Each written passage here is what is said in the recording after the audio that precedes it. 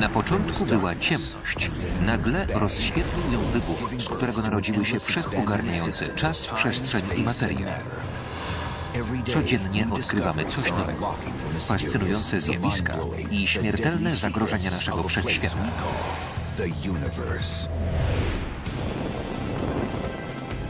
Czy Słońce może mieć wrednego towarzysza, nieznaną gwiazdę śmierci krążącą na peryferiach układu? Czy to ona regularnie zsyła kataklizmy na układ słoneczny, a wśród nich największe wymieranie na Ziemi? Sięgając poza wielkie globy i tajemnicze planetoidy, naukowcy szukają Nemezis, okrutnej siostry Słońca.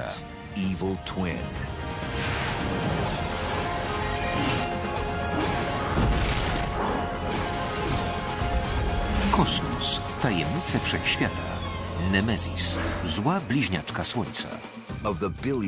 Wśród miliardów gwiazd błyskających na niebie, jedna może być najgroźniejsza dla Ziemi. To wredna bliźniaczka Słońca, Nemezis.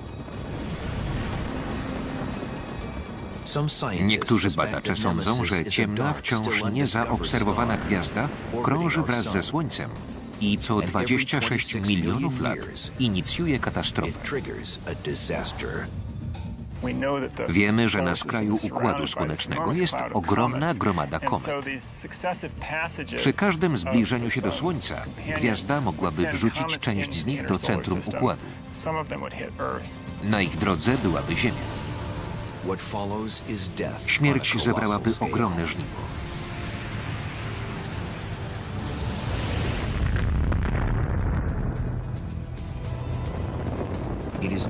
Już nikt nie wątpi, że właśnie upadek kosmicznej skały przyniósł kres epoce dinozaurów 65 milionów lat temu. Jesteśmy prawie pewni, że to uderzenie komety spowodowało 65 milionów lat temu wyginięcie znacznej części gatunków na Ziemi.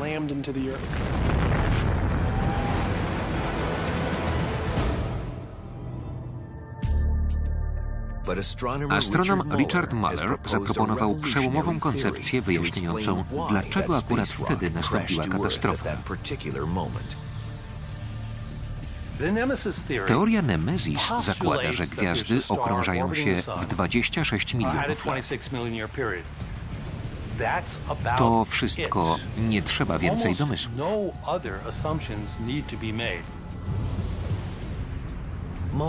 Muller wierzy, że Nemezis w peryhelium tworzy zaburzenia grawitacyjne, które spychają komety do środka układu słonecznego.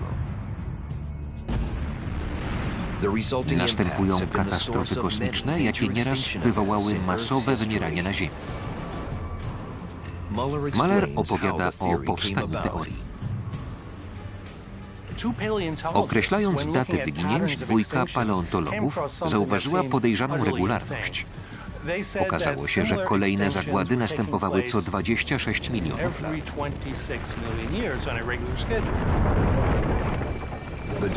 Takiej prawidłowości nie można było wytłumaczyć procesami zachodzącymi tylko na powierzchni Ziemi.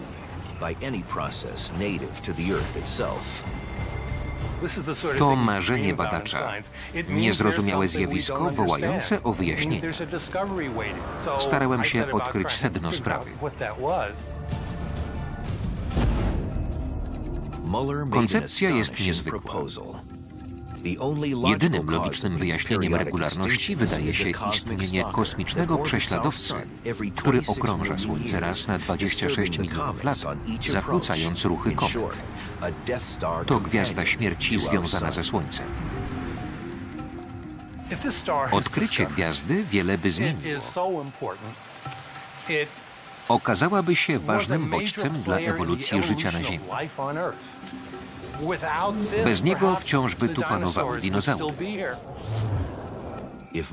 Jeśli Muller ma rację, ludzkość zawdzięcza swoje istnienie właśnie gwieździe śmierci, Nemezis. W końcu każde masowe wymieranie, kończąc istnienie pewnych gatunków, otworzyło drogę innym, w tym ostatecznie ludziom.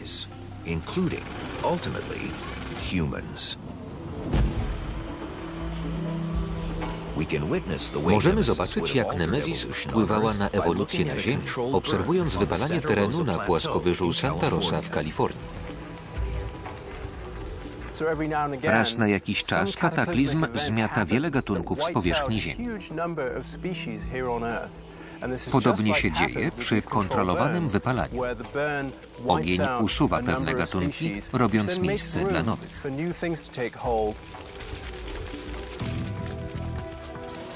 Za nami widać szalejący pożar. Dlaczego podkładacie ogień? Podpalamy, by ogień oczyścił teren i zlikwidował roślinność inwazyjną. Pozwalamy odrodzić się gatunkom rodzimym. Wypalamy rokrocznie różne tereny, więc możemy obserwować wpływ, jaki wywieramy na środowisko.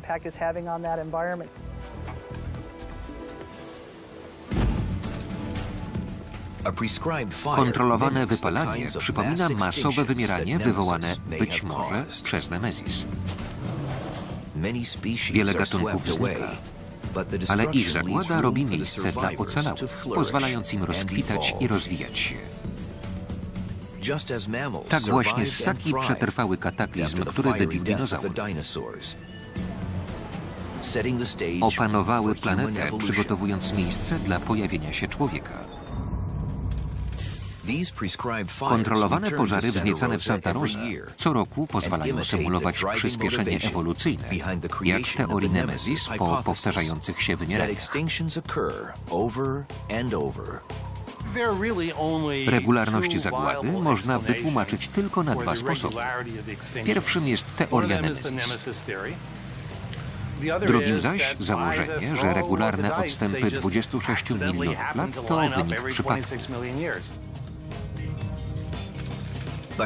Dlaczego Nemezis mogłaby wywoływać wymieranie z dokładnością zegarka?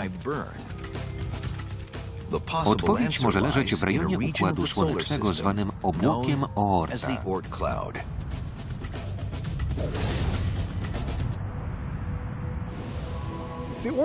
Obłok Oorta to lodowata okolica, w której komety mogą długo krążyć, dopóki nie zostaną zepchnięte ku Słońcu.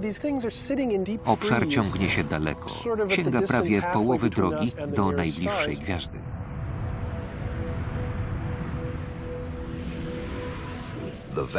Większość komet z obłoku Oorta krąży w bezpiecznej odległości od Słońca, nawet roku świetlnego. Tak się dzieje, aż coś wytrąci je z orbity. Niekiedy bliska gwiazda popycha je grawitacyjnie.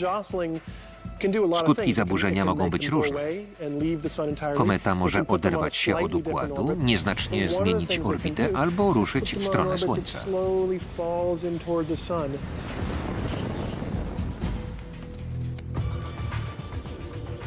Przez żonglerkę astronom Greg Laplin wyjaśni, dlaczego orbity komet są tak wrażliwe na przejście gwiazdy, takiej jak Nemezis.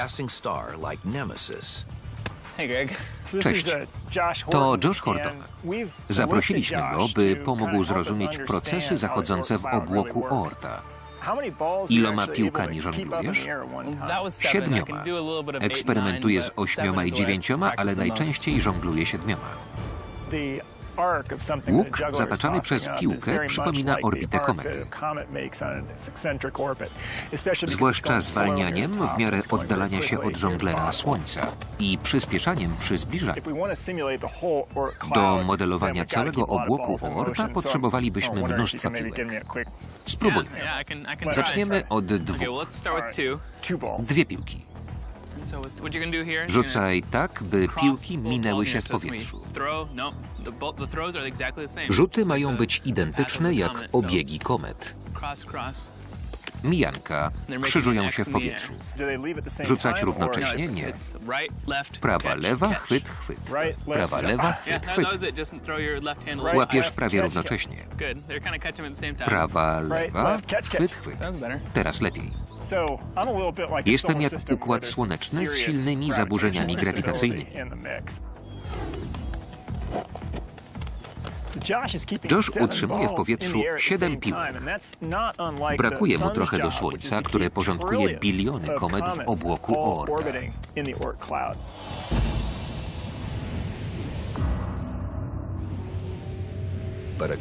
Według hipotezy Nemezis, delikatna równowaga układu słonecznego co 26 milionów lat zostaje zakłócona przez występną towarzyszkę gwiazdy. Jak w horrorach, sprawca jest niezauważalny.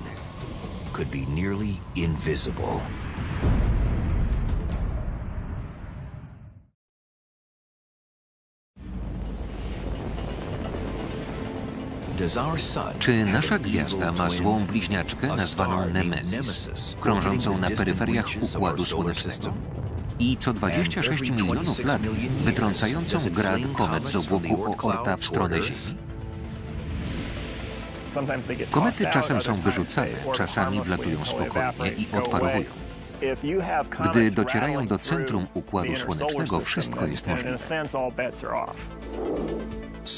Richard Mahler nie tylko opisał przyczynę okresowego mętliku wywoływanego przez zabójczą towarzyszkę Słońca, ale uważa, że wie, czym ona jest.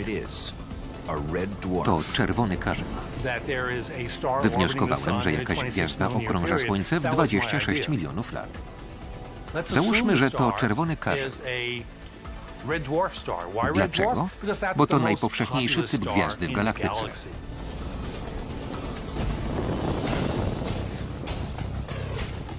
Czerwony karzeł to mała gwiazda o 1/10 masy Słońca.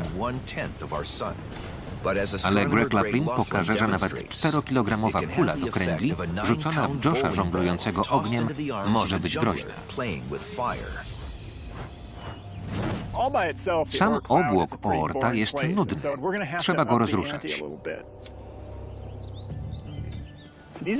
To będą komety z obłoku.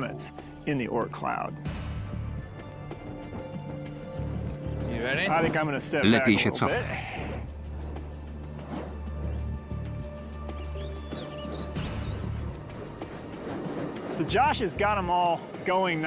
Pochodnie w rękach Josha krążą jak komety w obłoku Oorta. A co się stanie, gdy czerwonego karła wmieszam w układ? Jesteś gotowy na nadejście gwiazdy? Pewnie. Zaczynamy.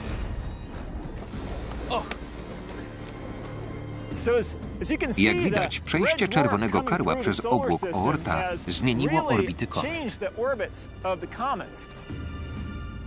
Dwie z nich rozbiły się o Ziemię, powodując kosmiczną katastrofę i rozpoczynając masowe wymieranie.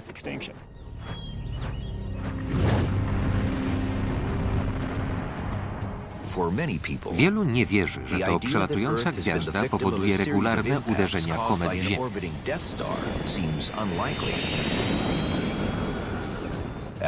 Przecież na niebie nie widzimy żadnej bliskiej gwiazdy oprócz Słońca.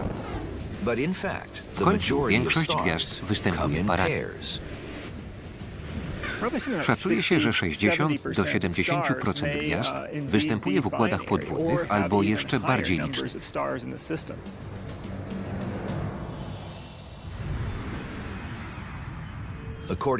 Według hipotezy Nemezis Richarda Mahlera Słońce należy do układu podwójnego.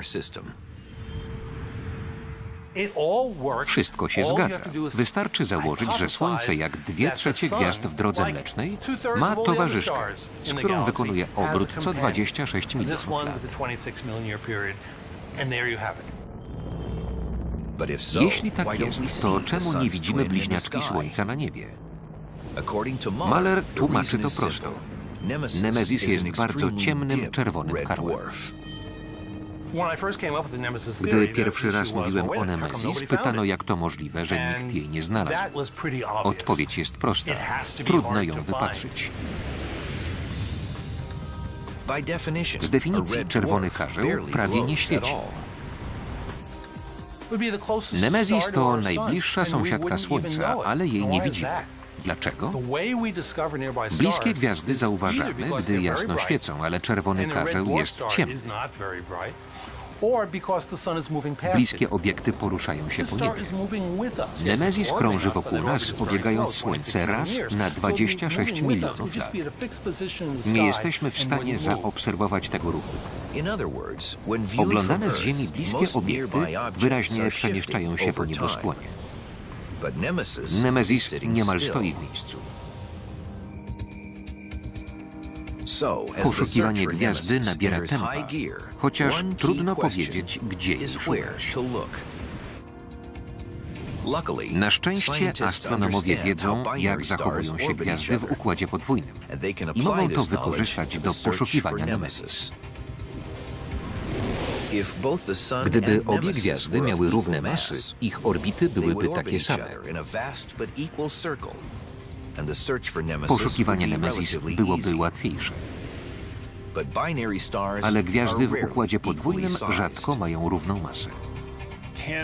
10 do 20% układów podwójnych składa się z podobnych gwiazd. O wiele częściej gwiazdy znacznie różnią się masą.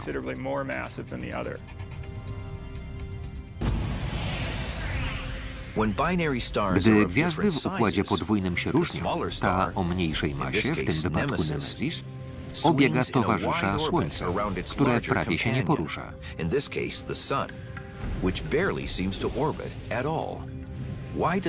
Dlaczego mniej masywna musi krążyć dalej? To wynik położenia środka masy. Zilustrujemy to na przykładzie pary gimnastyczek na huśtawce. Gwiazdy w układzie podwójnym obiegają wspólny środek masy. Gdy mają równe masy, krążą wokół niewidzialnego punktu w połowie drogi między nimi. Tak samo Tammy i Carly utrzymują równowagę. Trzymacie poziom? W przeciwieństwie do gimnastyczek, Słońce i Nemezis nie są równe. Richard Muller szacuje, że masa Słońca jest 10 razy większa niż jego enigmatycznej bliźniaczki. Dlatego środek masy jest mocno przesunięty ku niebu.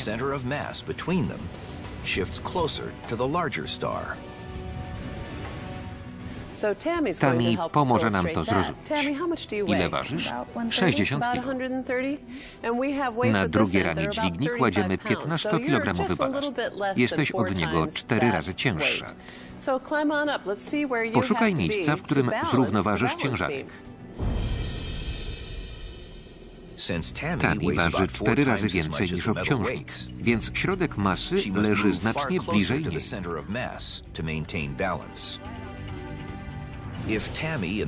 Gdyby Tammy i balast tworzyli gwiazdę podwójną, ona ledwo by się poruszała, a on krążyłby daleko. Jednak obiegaliby się nawzajem. Pogląd, że bardziej masywna gwiazda stoi i jest obiegana przez drugą, jest nieprawdziwy. Obie okrążają wspólny środek masy, chociaż przesunięcia większej masy są mniejsze, a mniejszej większe.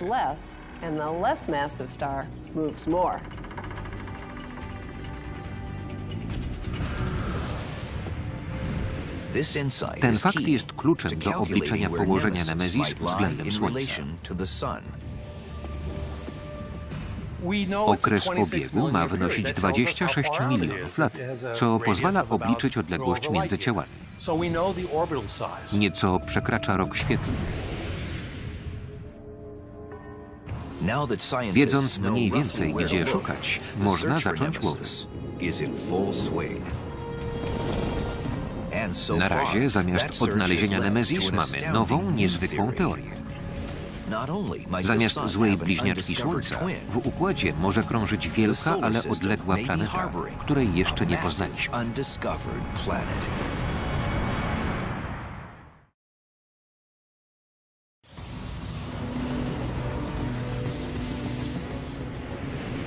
W pogoni za złą bliźniaczką Słońca, która ciska śmiercionośne komety ku Ziemi, wciąż brakuje jednego składnika.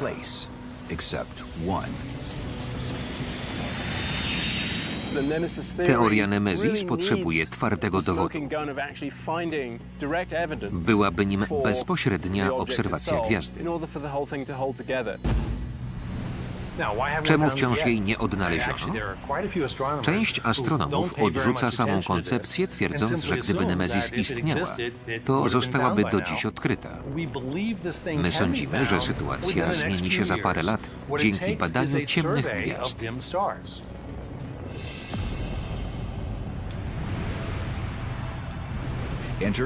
Szerokokątny teleskop kosmiczny pracujący w podczerwieni, WISE, może wyjaśnić tajemnicę Nemezis.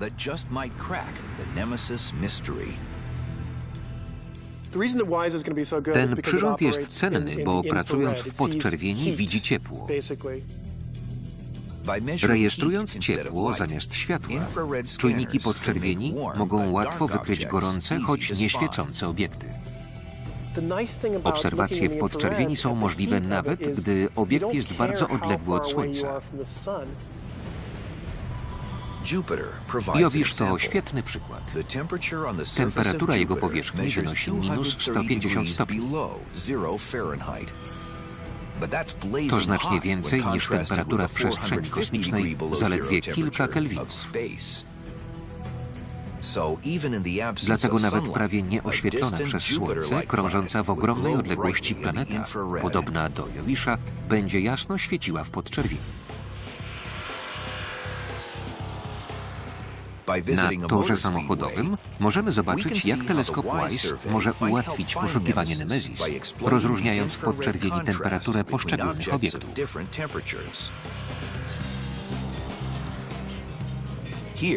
Ryk silnika pozwala pokazać tylko część możliwości. Odwiedzam dziś szkołę jazdy wyścigowej, by zrobić po torze kilka okrążeń samochodem sportowym. Będziemy filmować samochód kamerą termowizyjną, by zobaczyć elementy gorętsze od otoczenia, wyraźnie świecące w podczerwieni.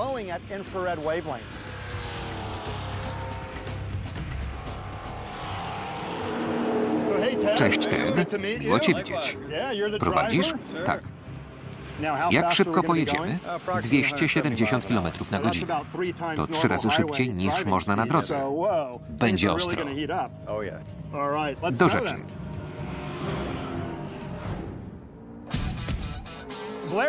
Blair Dupree pomaga mi wsiąść do wozu. Skuteczny, gruby hełm. Nie ma drzwi, trzeba się wcisnąć przez okno.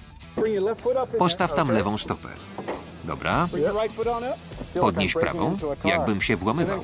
Wślizgnij się do środka.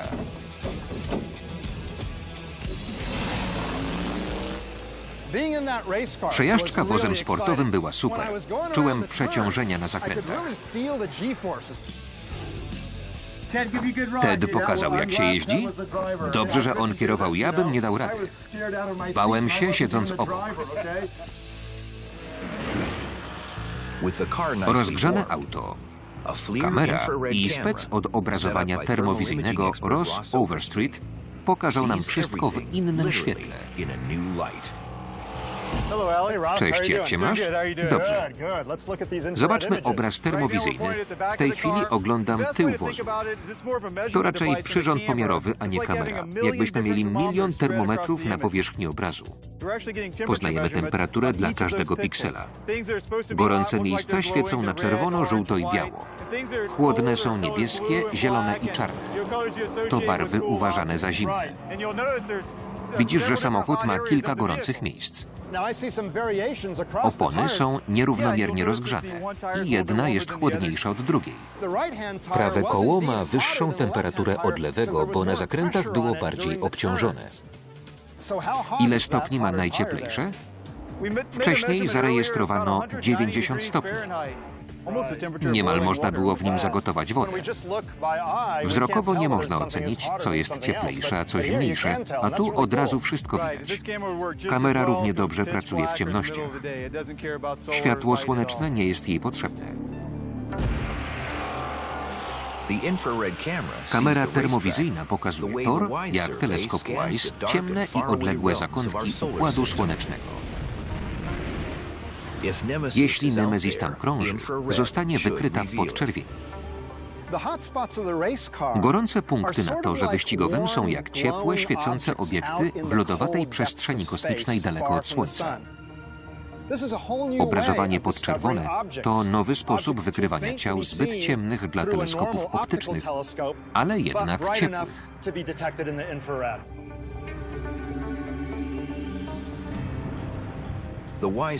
Teleskop WISE ukończył obserwację nieba na początku 2011 roku. Nie dostarczył jednak informacji o Nemezis. Teleskop termowizyjny zebrał ogromną ilość danych. Ich analiza po prostu musi potrwać. Jeszcze nie zbadano połowy kandydatów na Nemezis. Za parę lat okaże się, czy hipoteza była prawdziwa. Do tej pory wciąż będzie wzbudzała kontrowersje. Dlaczego obserwujemy odległe obiekty, a nie widzimy ciał krążących w pobliżu? Właśnie to chce wiedzieć Frank Jankowski z Alabamy. Zapytał, dlaczego naukowcy wypatrzyli obiekty odległe o miliony lat świetlnych, a nie mogą dostrzec ciał na obrzeżach układu słonecznego? Ciekawe pytanie. Widoczne obiekty odległe o miliony lat świetlnych są jasne i produkują mnóstwo energii, na przykład supernowe. Ciała z obrzeży układu słonecznego są niewielkie, odbijają mało światła, więc ich nie zauważamy.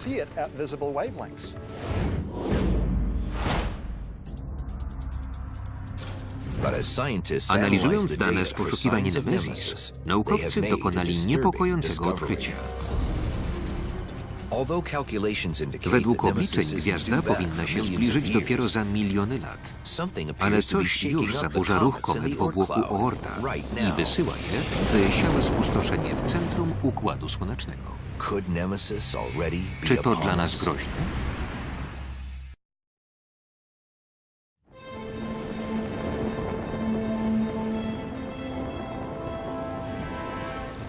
Od powstania hipotezy Nemezis astronomowie wypatrują ciemnoczerwonej gwiazdy, która regularnie wpływa na komety w obłoku Oorta. Co 26 milionów lat posyła je w stronę Słońca, a przez to i w okolice Ziemi. Badania obłoku Oorta wykazały, że właśnie coś pobudza komety.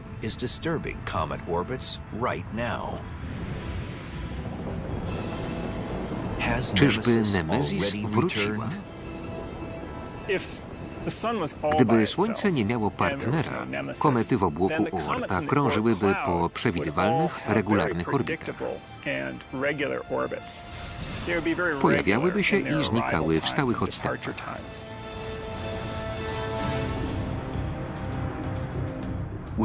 Gdyby komety z obłoku Oorta pozostawały jedynie pod wpływem grawitacji Słońca, to byłyby równomiernie rozproszone w przestrzeni. Niektóre obserwacje wskazują na coś zupełnie innego. Oglądając niebo w rejonie, z którego nadlatują komety, obserwujemy ich koncentrację w pewnych obszarach. Jednym z wyjaśnień tego zjawiska jest grawitacyjny wpływ niewidocznego obiektu, który gdzieś tam krąży.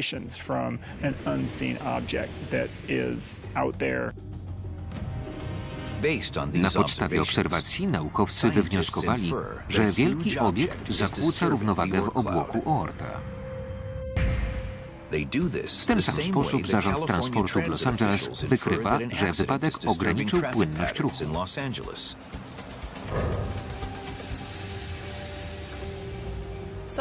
Co my tu mamy, Marco?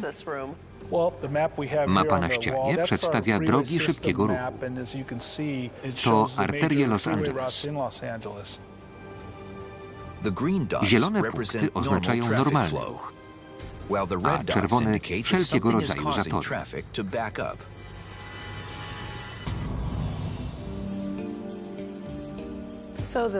Spadek prędkości tylko sygnalizuje, że coś się dzieje. Żeby poznać przyczyny, trzeba sprawdzić monitoring lub otrzymać zgłoszenie. Właśnie. Astronomowie nieustannie się z tym borykają. Chcą zrozumieć rzeczy, których nie widzą. W astronomii często przewidujemy istnienie jakiegoś obiektu, widząc jego wpływ na otoczenie.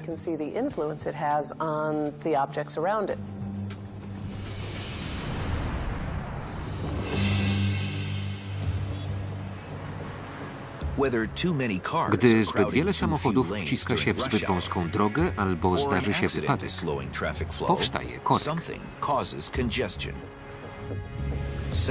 Taki sam zator widać w obłoku Oorta. Czy Nemezis może być jego przyczyną? To miejsce robi wrażenie. Są tu obrazy z kamer, dane z czujników i raporty o kolizjach.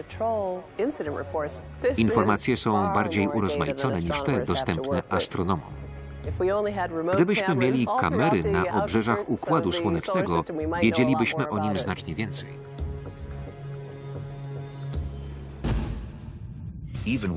Nawet bez nich naukowcy sformułowali niezwykłą teorię tłumaczącą tłok w obłoku Oorta. Według nich to wcale nie Nemezis zakłóca porządek. Wskazali na obiekt równie osobliwy. Ogromną, nieznaną planetę, 4 razy masywniejszą od Jowisza. Największą planetę Układu Słonecznego. Nazwano ją Tychę. Tychę to lekka wersja Nemezis. Pierwotny czerwony karzeł miał być 100 razy masywniejszy od Jowisza.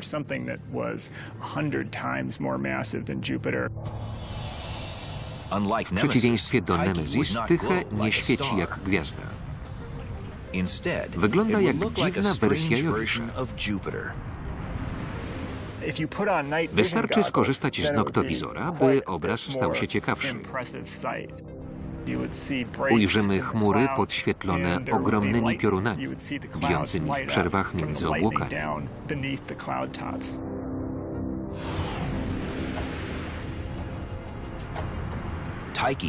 Tychę może wpływać na orbity komet, ale nie można jej wiązać z regularnym występowaniem kataklizmów na Ziemi. Po pierwsze, na przypuszczalnej orbicie powinna obiegać Słońce w 1, a nie 26 milionów lat. Poza tym jest za mała. Grawitacja Tychę nie wystarcza, by wytrącać komety z orbit i kierować ku Ziemi, by siały pożogę. Jednak zdołałaby stopniowo przekształcać obłok Oorta. Jej wpływ byłby systematyczny, choć na małą skalę. Nie powodowałaby ulew komet spadających pozornie znikąd.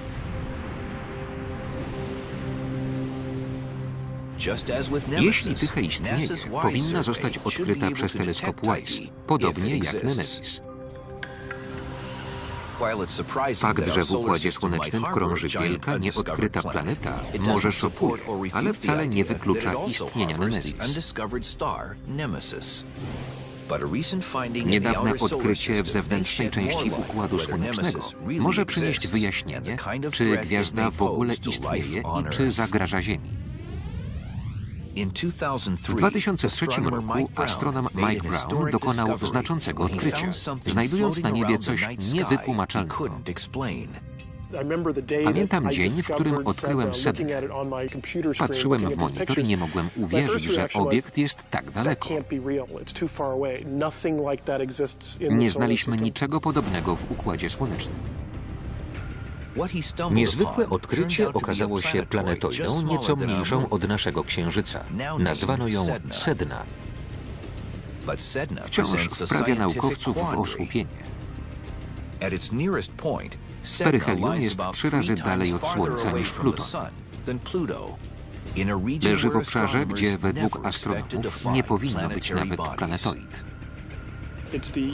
To najzimniejszy i najodleglejszy od Słońca zakątek Układu Słonecznego. Z powierzchni Sedny Słońce jest tak małe, że można by je zakryć łebkiem szpilki w wyciągniętej dłoni. Sedna nie tylko znajduje się rekordowo daleko od Słońca, w dodatku porusza się po bardzo ekscentrycznej orbicie. Nie znamy innego obiektu o podobnych parametrach orbity. Sedna jest tak daleko, że nic na nią nie oddziałuje. Nie zbliża się do planet ani obcych gwiazd. Co zepchnęło Sednę na tak odległą orbitę? Czy teoretycznie mogła to zrobić Nemezis? Frapujący naukowców proces osiągania orbity Sedny Brown przedstawia za pomocą trampoliny. Za mną jest tyczka miernicza do określania wysokości.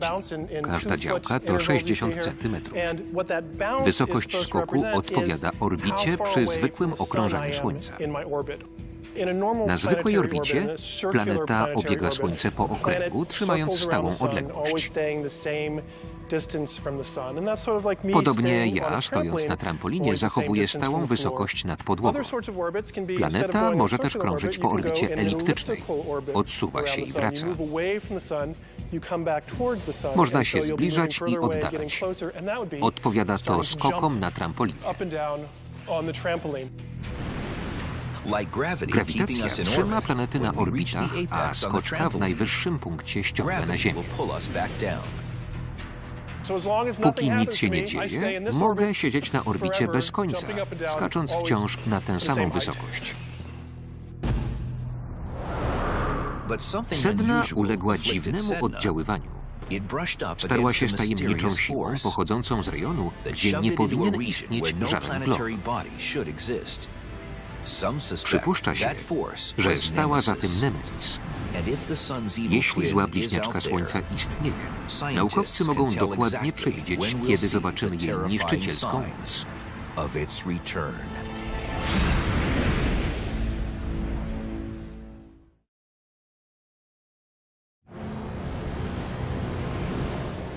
Astronomowie szukają Nemezis, gwiazdy śmierci, która regularnie powodowała masowe wymierania na Ziemi.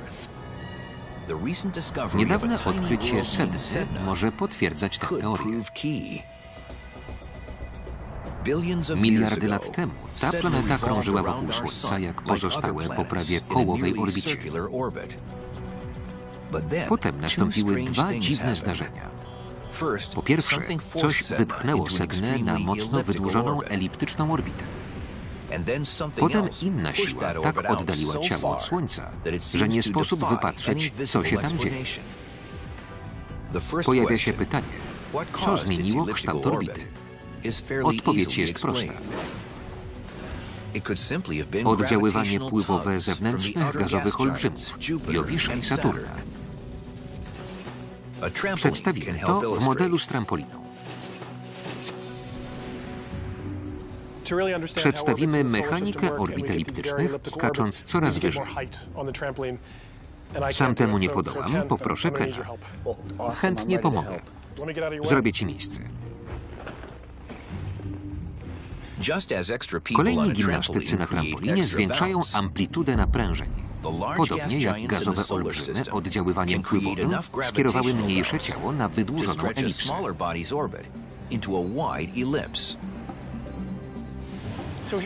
Oto sedna na typowej orbicie eliptycznej. W pewnym momencie zbliżyła się nadmiernie do innej planety. Dodatkowa siła spowodowała wyciągnięcie elipsy. Potem dołączyła trzecia planeta, powiedzmy Jowisz. Skoczek wznosi się coraz wyżej. Dostatecznie duże oddziaływanie może wyrzucić sednę poza układ słoneczny. Grawitacji Jowisza i Saturna można przypisać spłaszczenie orbity sedny, ale nie dramatyczne przesunięcie na obrzeża układu słonecznego, gdzie naukowcy nie spodziewali się planet.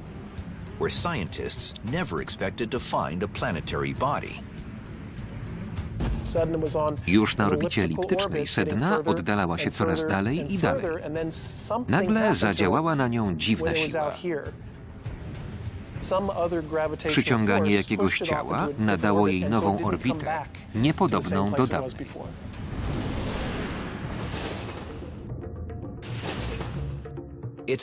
To jakby grawitacja mijającego ciała przerzuciła ją na nową trampolinę ustawioną w obcym jej rejonie.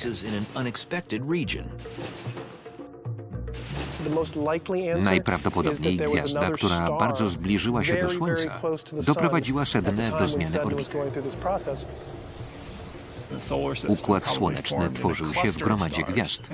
Wówczas spotkania z innymi gwiazdami i samotnymi planetami zdarzały się znacznie częściej niż obecnie.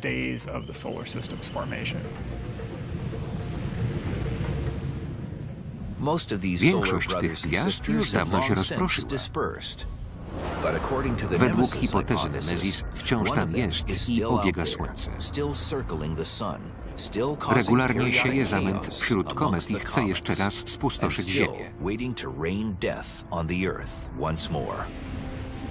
Jeśli to prawda, przyszłe pokolenia będą musiały stawić czoło śmiertelnemu zagrożeniu, gdy Nemezis wróci za 10 milionów lat.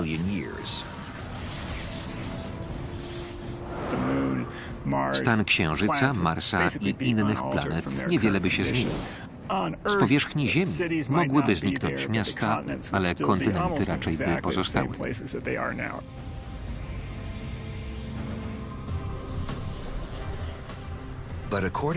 Zgodnie z hipotezą Nemezis, rok świetlny od Słońca mogą się dziać ważne rzeczy. Czerwony karzeł wpada w obłok Oorta. Nemezis powróciła. Gdyby w odległej przyszłości na Ziemi wciąż mieszkali ludzie, czeka ich nieunikniona katastrofa kosmiczna. Obłok Oorta zawiera 10 bilionów komet, a może więcej. Jednak jest tak ogromny, że będąc w nim, nie zobaczylibyśmy mrowia komet. Odległości między nimi są bardzo duże.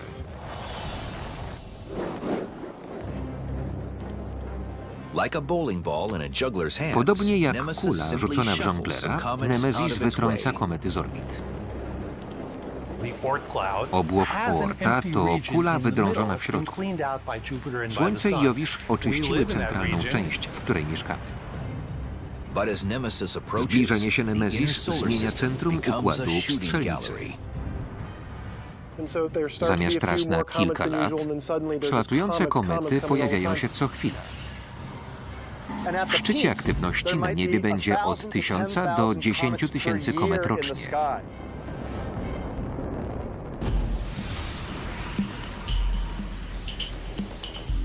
Szacuje się, że ostrzał Ziemi będzie trwał 1 000 000 lat.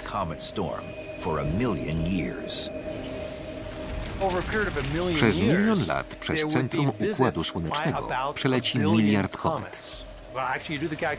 Spośród nich 1 lub 2 mogą trafić w Ziemię. Trudno dokładnie przewidzieć, kiedy nastąpi uderzenie, ale nadejdzie okres, w którym ryzyko kosmicznej katastrofy znacznie wzrośnie ponad obecny poziom.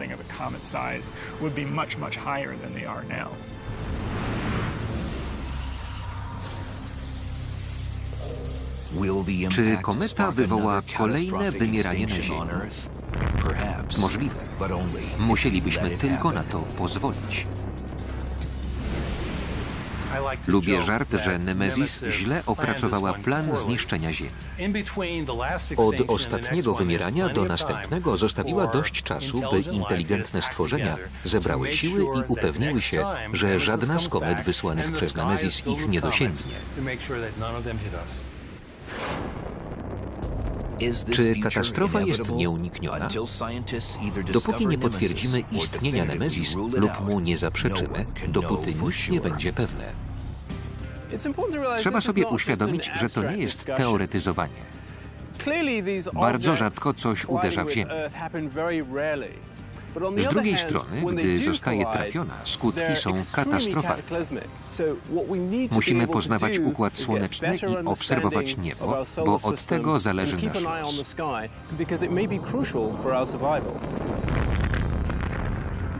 Gdy kiedyś na niebie zaroi się od komet, ludzkość zacznie szukać ratunku, by nie zostać kolejną ofiarą złej bliźniaczki Słońca. Wersja polska Studio Publishing na zlecenie Amercom S.A. Tekst Jakub Szpetulski-Łazarowicz. Konsultacja Zbigniew Gawryś. Czytał Andrzej Leszczyński.